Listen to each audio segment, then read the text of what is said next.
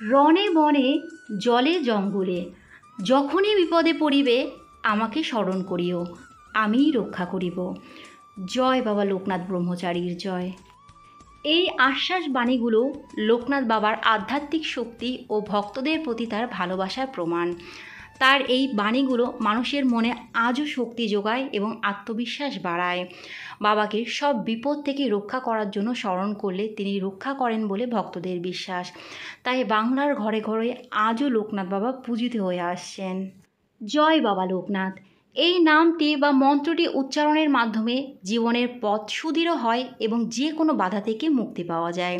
যদি খুব ভক্তি সহকারে মন থেকে লোকনাথ বাবাকে স্মরণ করা যায় তাহলে ভক্তের সব মনোবাঞ্ছা পূর্ণ হয় এবং তার আশীর্বাদ পাওয়া যায় খুব সহজেই।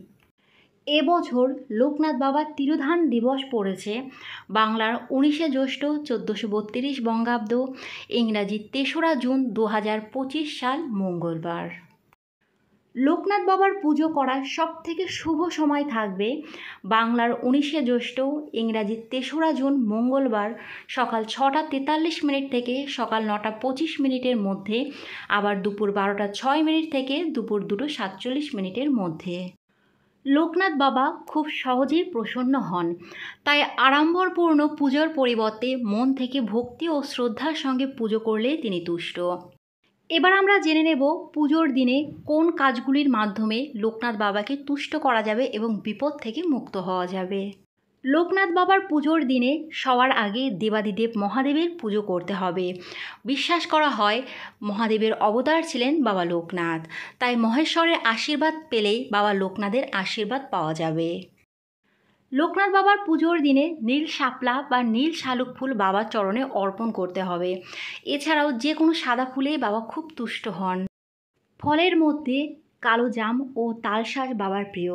এছাড়াও এই মরশুমে যে আম, কলা, কাঁঠাল, লিচু পাওয়া যায় এই ফলগুলো দিয়েও আপনার বাবাকে পুজো দিতে পারবেন।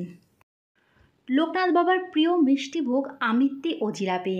এছাড়াও যে কোনো সাদা মিষ্টি ও মিষ্টান্ন বাবার খুবই প্রিয়। আপনারা চেষ্টা করবেন পুজোর সময় এই ভোগগুলো বাবাকে নিবেদন করার জন্য।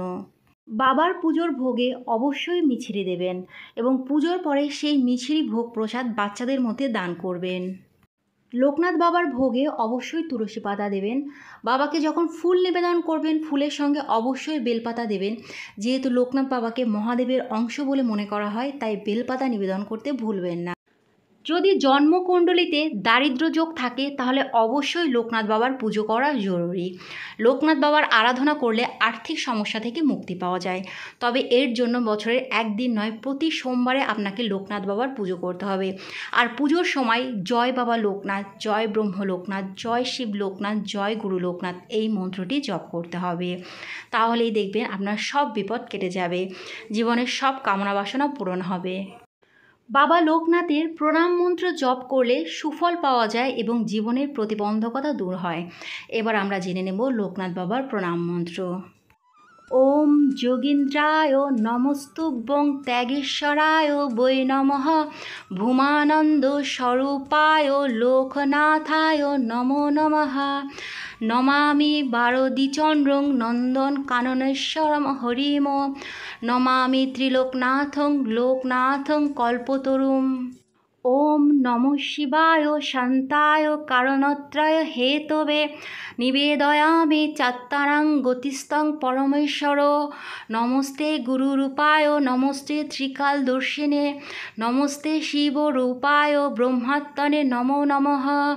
জয় বাবা লোকনাথ, জয় মা লোকনাথ, জয় শিব লোকনাথ, জয় ব্রহ্ম লোকনাথ, জয় গুরু লোকনাথ, জয় বাবা লোকনাথের জয়। ওম শান্তি, ওম শান্তি, ওম শান্তি।